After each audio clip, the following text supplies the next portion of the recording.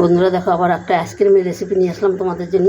আজকে আবার আইসক্রিম তৈরি করবো। দেখো দেখো, এখানে 12খানা কাপ নিয়েছি আমি। এদিকে দুধটা আমার জাল দেওয়া হয়ে গেছে।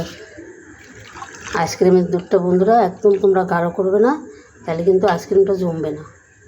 আমি সবটার মধ্যে ধর নারকেল দিয়ে দিয়েছি, সেই আমার ছোটোবেলার আইসক্রিম।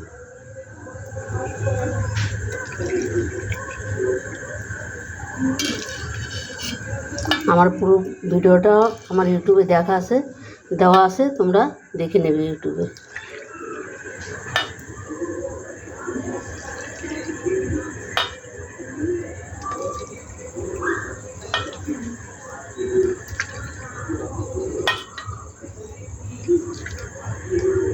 এসব আমার বাপের বাড়িতে লোক আসবে শান্তিপুর থেকে, বলছে দিদি আইসক্রিম বানা, গরমের মধ্যে আইসক্রিম খাবো কি, তাই ওদের জন্য আইসক্রিমটা বানাচ্ছি, চটপট হয়ে যাবে।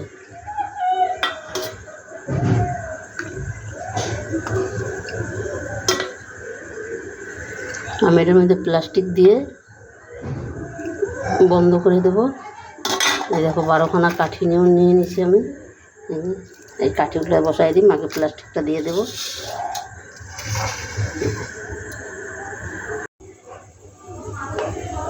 বন্ধুরা দেখো, আইসক্রিমগুলো আমার কত সুন্দর হয়ে গেছে, এত সুন্দর হয়েছে তোমাদের কি বলবো। আর আমাদের সব বললাম না, আমার আত্মীয় সব আসবে শান্তিপুর থেকে, সবাই চলে এসছে, তাই আমি এখন আইসক্রিমগুলো ওদের দেবো, ওরা খাবে। দেখো ওরা খেয়ে বলবে কীরকম হয়েছে।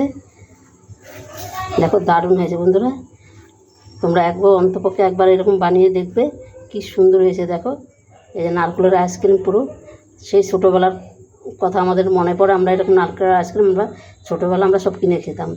এত সুন্দর হয়েছে, এত সুন্দর, দারুণ দারুণ, হেভি হয়েছে, হেভি।